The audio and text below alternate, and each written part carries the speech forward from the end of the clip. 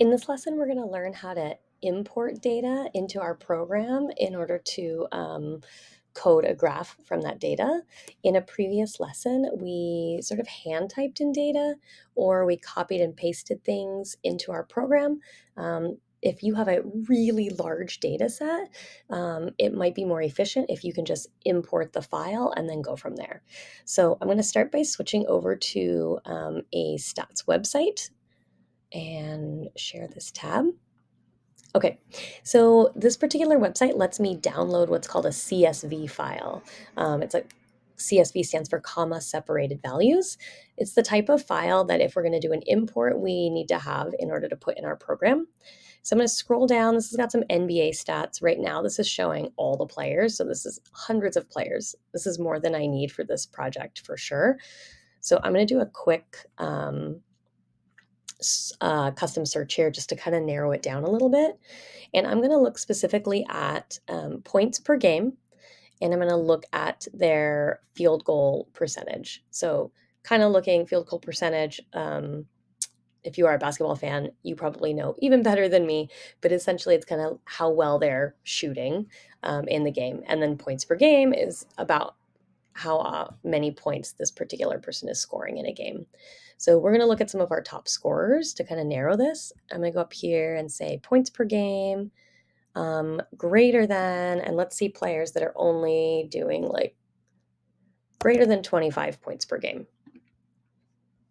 Okay, that narrows it down significantly. So out of the hundreds down to 15 players. So this is going to be a good data set for me to use now. So what I'm going to do is download a CSV file. Depending on the website you're on, you're going to kind of have to look around and just see where it lets you export or download the data.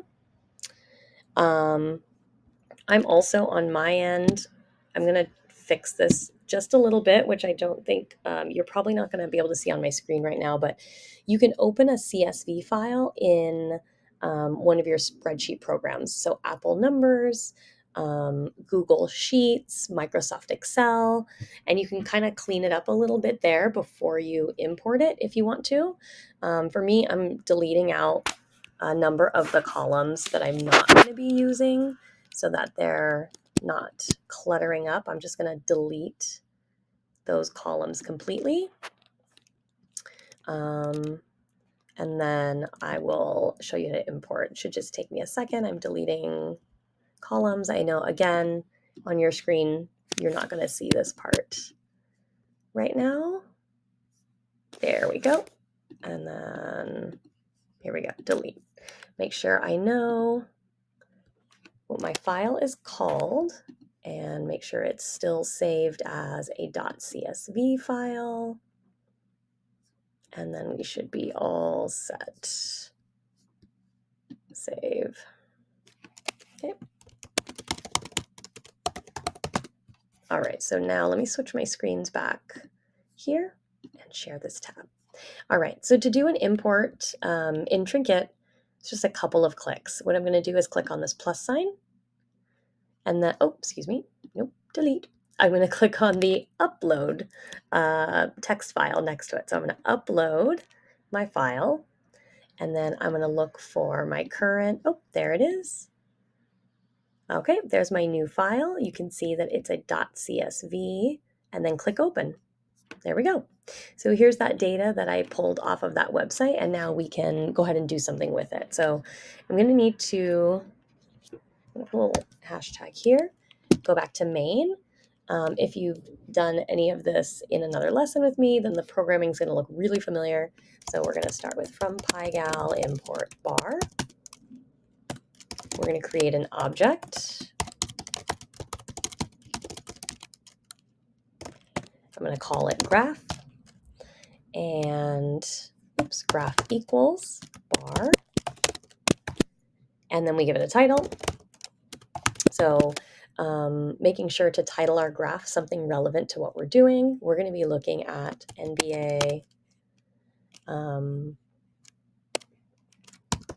field goal percentage and points per game. Okay, and then let's make sure that that's set up properly. So we'll render our title. Okay, so far so good. Save my new work.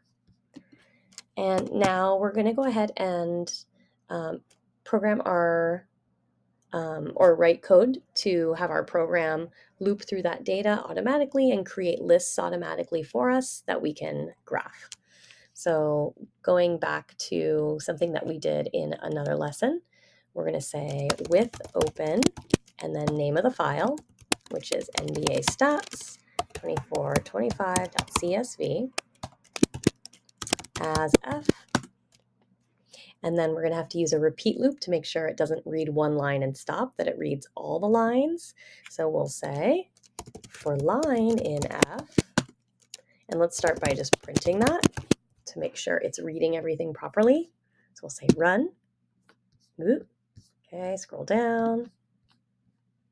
Great. All right, there it is. So it's reading that file really well. So let's go ahead and use that information now. So we will create a list. Let's give it a relevant name. So here's where we're going to name the list. I don't know. We could call it stats equals.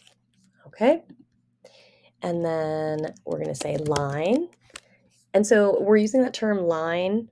That is the formatting we just have to use, but it's referring to each line here in our data. So this is line 2, line 3, line 4, right? And so on. So we're going to say line dot split. So we're going to have it read the line, split all those items out separately by recognizing that the comma means new item. So it's going to look for commas, and it knows that every time there's a comma in that line, then that's a new item on the list. Okay. Now we're going to create some variables here. So we're going to say we're creating variables for each item on the list. Okay, so let's look at what we actually have here because we want these names to be related to what they are. So we've got player name first. So let's say player equals, okay, and then we say the name of the list, and then its item number. And let me make sure I formatted that correctly. Yep, okay. The next statistic was, let's see what came next. Okay, field goal percentage. So we'll say FG equals stats. That's the name of our list. And then that's the next item on the list. So item 1. And then lastly, points per game equals list name. List name is stats. And it's the last item on the list. All right. So now let's go ahead and try to put some of this information on our graph. Why don't we start? So we're going to say graph.add. And then let's start with the player name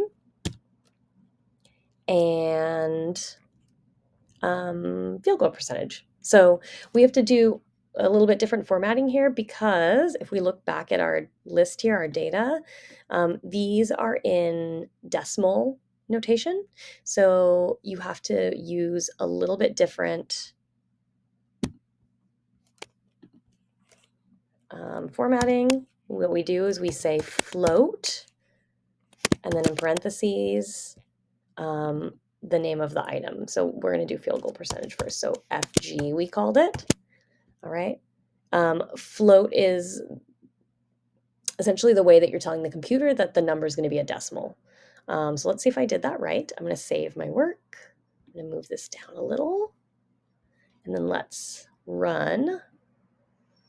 Oh, and we got an error. Oh, so on our list here, I got to go back to our list here.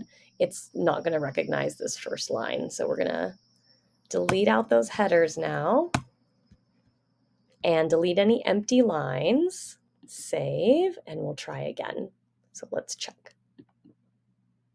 There we go. All right, so we've got our field goal percentages on the bar graph right now. If you hover over, you can see those numbers. If you click on names, you can turn some of those bars on and off as you choose. Okay. Now, if I want to go in and change that, maybe I want to show something else on my graph now, points per game. We can do points per game. We're going to keep that float because points per game is also a decimal number. So we just put in parentheses there, PPG, and let's change our graph. There you go. And we're all set.